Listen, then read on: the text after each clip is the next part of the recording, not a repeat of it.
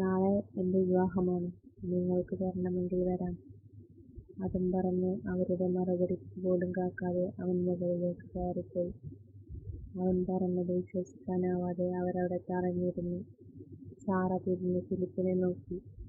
അയാൾ അവൻ പോയ വഴിയെ നോക്കി ഞെട്ടിത്തരിച്ചിരിക്കുന്നു. അവൾക്കുള്ള ഡ്രസ്സും മറ്റും അവൻ കൃഷ്ണമൂർത്തിയുടെ കയ്യിൽ ഏൽപ്പിച്ചിരുന്നു. ആഭരണങ്ങളുമായി രാവിലെ തന്നെ കൃഷ്ണമൂർത്തി വന്നിരുന്നു. കൂടെ അവളെ മേക്കപ്പ് ചെയ്യാനുള്ള ആളെയും അവൻ പറഞ്ഞുവിട്ടിരുന്നു. അവരുടെ ചുറ്റുവട്ടത്തുള്ള 3-4 വീടുകളിൽ മാത്രമേ കല്യാണം പറഞ്ഞിരുന്നുള്ളൂ. രജിസ്റ്റർ ഓഫീസിൽ വെച്ചായിരുന്നു വിവാഹം. മേക്കപ്പ് ചെയ്യാൻ ഇരുന്നു കൊടുക്കുമ്പോൾ അവളുടെ മനസ്സ് ശൂന്യമായിരുന്നു. താൻ ഇനി കുറച്ചു നേരം മാത്രമേ മുത്തശ്ശിയോടൊപ്പം ഈ വീട്ടിൽ ഉണ്ടാകൂ എന്നത് അവളെ ഭയപ്പെടുത്തി. എല്ലാ ഒരുക്കങ്ങളും കഴിഞ്ഞ് കണ്ണാടിയിൽ നോക്കുമ്പോൾ അവളുടെ കണ്ണുകൾ വിടർന്നു. ഇത്രയും ഭംഗി തനിക്കുണ്ടായിരുന്നോ എന്നവൾ അതിശയിച്ചു. മുറിക്ക് പുറത്തേക്ക് ഇറങ്ങുമ്പോൾ എല്ലാവരും അവളെ അത്ഭുതത്തോടെ നോക്കി. മുത്തശ്ശിയുടെ കണ്ണുകൾ നിറഞ്ഞൊഴുകി. അവൾ അവരുടെ കാലിൽ തൊട്ടു തൊഴുതു. അവരോട് ചെയ്യാൻ പോകുന്ന ഈ ചതിക്ക് മനസ്സിൽ 1000 വട്ടം മാപ്പ് പറഞ്ഞു. അവരവളെ ചേർത്ത് പിടിച്ച് അനുഗ്രഹിച്ചു. എൻ്റെ കുട്ടിക്ക് നല്ലതേ വരൂ. രണ്ടുപേരുടെയും കണ്ണുകൾ നിറഞ്ഞൊഴുകി. രജിസ്റ്റർ ഓഫീസിലേക്ക് കൃഷ്ണമൂർത്തിയുടെ കാറിൽ മുത്തശ്ശിയും ജാനകിയേച്ചിയും അവരുടെ ഭർത്താവ് മഹേന്ദ്രനും അവളും മാത്രമേ പോയുള്ളൂ. ബ്ലാക്ക് ഒഡിറ്റ് സേവനിൽ ചാരി അനിൽ അക്ഷമയോടെ നിന്നു. ഇവിടെ എത്തിയിട്ട് അരമണിക്കൂറോളമായി. ഇതുവരെ അവർ വന്നിട്ടില്ല. കൃഷ്ണമൂർത്തിയെ ഫോൺ എടുക്കുന്നില്ല. അവൻ്റെ മുഖം ദേഷ്യം കൊണ്ട് ചുവന്നു. നിസ്സഹായയായ അവളുടെ മുഖം അവൻ്റെ മനസ്സിൽ തെളിഞ്ഞു വന്നു. ഇനി അവൾ അവരോടെല്ലാം പറഞ്ഞിട്ടുണ്ടാവുമോ? താൻ ചതിക്കപ്പെടുമോ? അവൻ്റെ ഉള്ളിൽ പല സംശയങ്ങളും കടന്നു വന്നു. അങ്ങനെ വല്ലതും സംഭവിച്ചാൽ ഡേവിഡ് ജോൺ ആരാണെന്ന് അവൾ അറിയും. ക്രൂരമായ ഒരു ചിരി അവൻ്റെ മുഖത്ത് വിരിഞ്ഞു. സാറയും ഫിലിപ്പും അലക്സും അവനെ നോക്കി അപ്പുറത്ത് നിൽക്കുന്നുണ്ട്. അവർക്ക് ഇപ്പോഴും ഒന്നും വിശ്വസിക്കാൻ കഴിഞ്ഞിട്ടില്ല. അലക്സിൻ്റെയും സാറയുടെയും മുഖം ദേഷ്യം കൊണ്ട് ചുവന്നിരുന്നു. തങ്ങളുടെ പ്രതീക്ഷകളെല്ലാം തകിടം മറിച്ചുകൊണ്ട് ഇവിടെയും അവർ വിജയിച്ചിരിക്കുന്നു. അത് അവർക്ക് സഹിക്കാവുന്നതിലും അപ്പുറമായിരുന്നു. ഒന്നുകൂടി കൃഷ്ണമൂർത്തിയെ വിളിക്കാൻ വേണ്ടി ഫോൺ കയ്യിലെടുത്തതും അവൻ കണ്ടു. അയാളുടെ കാർ ഓഫീസിൻ്റെ ഗേറ്റിലേക്ക് കടന്നു വരുന്നത്. അത് കണ്ടതും അവനിൽ നിന്നും ഒരു നിശ്വാസം ഉതിർന്നു. അവൻ തിരിഞ്ഞ് ഫിലിപ്പിനെയും മറ്റുള്ളവരെയും നോക്കി. അവർ ആകാംക്ഷയോടെ കൃഷ്ണമൂർത്തിയുടെ കാറിലേക്ക് തന്നെ നോക്കി നിൽക്കുകയാണ്. കാറിൽ നിന്നും എല്ലാവരും ഇറങ്ങിയ ശേഷം ഏറ്റവും അവസാനമാണ് അവൾ ഇറങ്ങിയത്. അവൻ്റെ കണ്ണുകൾ വിടർന്നു. ചുണ്ടിൽ ആരും കാണാതെ ഒരു കുഞ്ഞു പുഞ്ചിരി വിരിഞ്ഞു. വെള്ളപ്പട്ടുസാരിയിൽ അതീവ സുന്ദരിയായി. മുഖത്ത് അധികം അലങ്കാരങ്ങൾ ഒന്നുമില്ല. കഴുത്തിൽ പതിഞ്ഞു കിടക്കുന്ന വീതിയുള്ള ഒരു നെക്ലേസ് മാത്രം. കാലിൽ വലിയ ജിമിക്കി. ഇരു കൈകളും നിറയെ സ്വർണ്ണവളകളുണ്ട്. മുഖം ഉയർത്താതെ ഒരു ദേവിയെപ്പോലെ പതിയെ നടന്നു വരുന്ന അവളെ അവൻ മിഴിച്ചുമാറി നോക്കി. ഫിലിപ്പ്, സാറയും അലക്സും അവളെ കണ്ടു അത്ഭുതപ്പെട്ടു. ഒറ്റ നോട്ടത്തിൽ ഫിലിപ്പിന് മനസ്സിലായി അവൾ ഇട്ടേക്കുന്ന ആഭരണം ഒക്കെ ഭാമയുടേതാണെന്ന്. അവരെ ഓർത്തതും അയാളുടെ നെഞ്ചൊന്ന് പിടച്ചു. സാറ അവളെ ദേഷ്യത്തോടെ നോക്കി. ഇത്രയും സുന്ദരിയായ ഒരു പെണ്ണിനെ അവന് കിട്ടുന്നതിൽ അവളുടെ മുഖം ഇരുണ്ടുപോയി. അലക്സിൻ്റെ കണ്ണുകൾ അവളുടെ ഉടലകളെ പൊത്തിയൊലിച്ചു. മുത്തശ്ശിയുടെയും ജാനകിയേച്ചിയുടെയും നടുക്കായി അവൾ അവനരികെ നിന്നു. അവൻ അവളിൽ നിന്നും നോട്ടം മാറ്റി. എന്നെ നിറകണ്ണുകളുമായി നോക്കുന്ന അവളുടെ മുത്തശ്ശിയെ ചേർത്ത് പിടിച്ച് അകത്തേക്ക് നടന്നു. അത് കണ്ണുകളും അവളുടെ മനസ്സിന് തണുത്തു.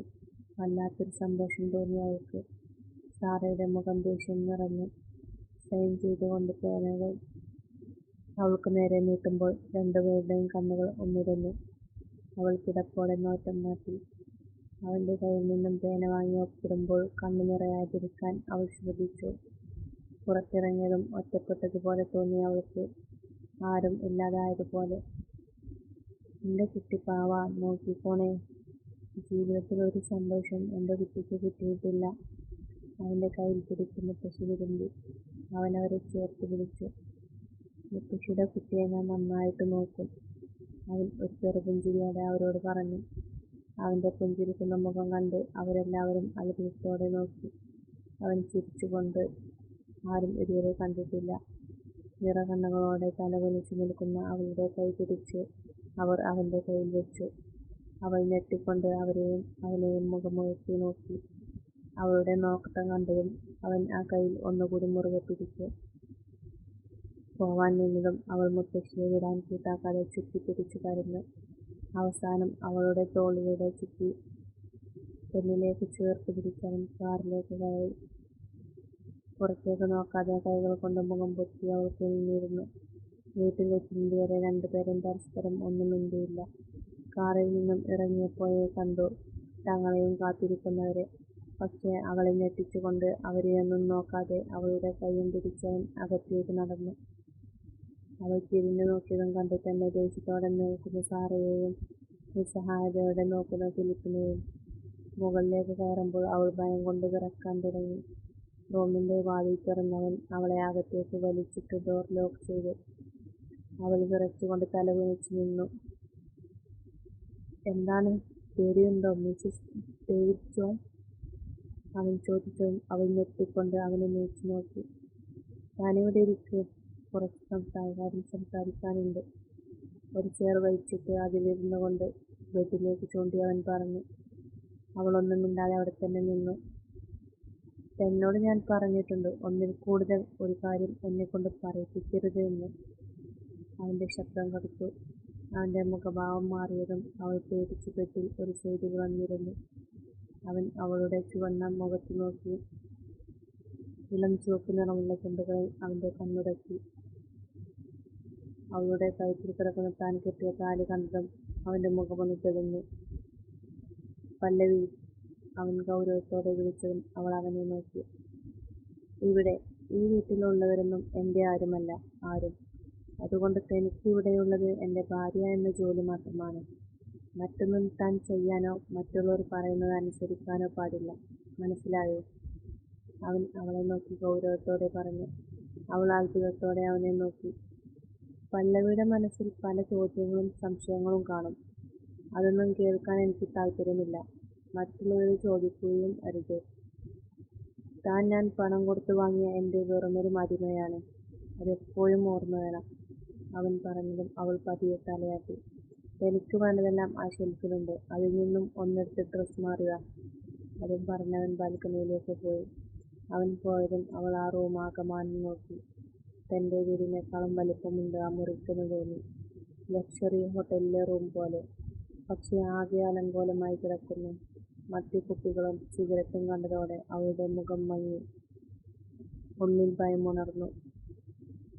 അവൾക്ക് മുത്തശ്ശിയെ കാണണമെന്ന് തോന്നി. അവൾക്കുള്ള ഡ്രസ് ഉണ്ടെന്ന് പറഞ്ഞ ഷെൽഫ് തുറന്നപ്പോൾ അവളുടെ കണ്ണുകൾ നിറഞ്ഞു. വില കൂടിയ താൻ ഷോപ്പിൽ മാത്രം കണ്ടിട്ടുള്ളതും കാണാത്തതുമായ രീതിയിലുള്ള ഒരുപാട് വസ്ത്രങ്ങൾ. മാത്രമല്ല ഒരു പെണ്ണിന് ആവശ്യമായ എല്ലാം അതിനകത്തുണ്ടായിരുന്നു. എല്ലാം നല്ല വില കൂടിയത്. കിട്ടിയ ഒരു ഡ്രസ്സുമെടുത്ത് അവൾ ബാത്റൂമിൽ കയറി. അതിനകവും അവളെ അമ്പരപ്പിച്ചു. ഒരു റൂം പോലെ വലുത് ആധുനികമായി സജ്ജീകരിച്ചിരിക്കുന്നു. ഓരോന്നും എന്താണെന്ന് പോലും അവൾക്കറിയില്ലായിരുന്നു. അവൾ ഒരുപാട് നേരം അതിനകത്ത് വെറുതെ നിന്നു. പുറത്തിറങ്ങിയാൽ അവനെ ഫേസ് ചെയ്യേണ്ടി വരുമല്ലോ എന്നോർത്ത് അവൾ ഭയന്നു. കുറെ സമയം കഴിഞ്ഞതും പുറത്തു നിന്നും സൗണ്ടൊന്നും കേൾക്കാത്തതുകൊണ്ട് അവൾ ഡ്രസ് മാറി ഇറങ്ങി. റൂമിലെങ്ങും അവനെ കണ്ടില്ല. അവളൊന്ന് വിശ്വസിച്ചു. ഒരു ഗ്രീൻ കളർ കോട്ട് സെറ്റ് ചുരിദാറായിരുന്നു അവൾ ഇട്ടത്. ഡ്രസ്സെല്ലാം കറക്റ്റ് അളവിൽ സ്റ്റിച്ച് ചെയ്തിരുന്നു. അവൾ കണ്ണാടിക്ക് മുൻപിൽ ചെന്ന് നിന്നു. ഒരു ദിവസം കൊണ്ട് തനിക്ക് എന്തൊക്കെയോ മാറ്റം വന്നതുപോലെ അവൾക്ക് തോന്നി. കഴുത്തിലെ വണ്ണം കുറഞ്ഞ സിമ്പിളായ കുഞ്ഞു താലിമാല കണ്ടതും അവളുടെ നെഞ്ചൊന്ന് പിടച്ചു. അവളത് കയ്യിലെടുത്ത് അതിലേക്ക് നോക്കി. ഒരു ദിവസം ഈ താലി അയാൾ തിരിച്ചു വാങ്ങിക്കും ഓർത്തപ്പോൾ കണ്ണൊന്ന് നിറഞ്ഞു. അവളതിൽ മുറുകെ പിടിച്ചു. എന്താണ് പല്ലവി, വേണ്ടെന്ന് വെക്കാൻ തോന്നുന്നുണ്ടോ? അവന്റെ ശബ്ദം കേട്ടതും അവൾ ഞെട്ടിത്തിരിഞ്ഞു. കൈകൾ കെട്ടി തന്നെ നോക്കി നിൽക്കുന്ന ഡേവിഡ്. കയ്യിൽ എരിയുന്ന സിഗരറ്റ്. അതിന്റെ സ്മെൽ അവളുടെ മൂക്കിലേക്ക് തിളച്ചു കയറി. അവളുടെ മുഖം ചുളിഞ്ഞു. അത് കണ്ടതും അവൻ അവളുടെ അടുത്തേക്ക് വന്നു. അവൻ അടുത്തേക്ക് വന്നതും അവളുടെ ഹൃദയമിടിപ്പ് കൂടി. അവൻ തന്നെ എന്തെങ്കിലും ചെയ്യുമോ എന്നവൾ ഭയന്നു. അവളുടെ തൊട്ടടുത്ത് വന്ന് ഭയത്തോടെ തന്നെ നോക്കുന്ന അവളുടെ മിഴികളിൽ പൂർപ്പിച്ച് നോക്കി അവൻ സിഗരറ്റ് എടുത്ത് ചുണ്ടിൽ വെച്ചു.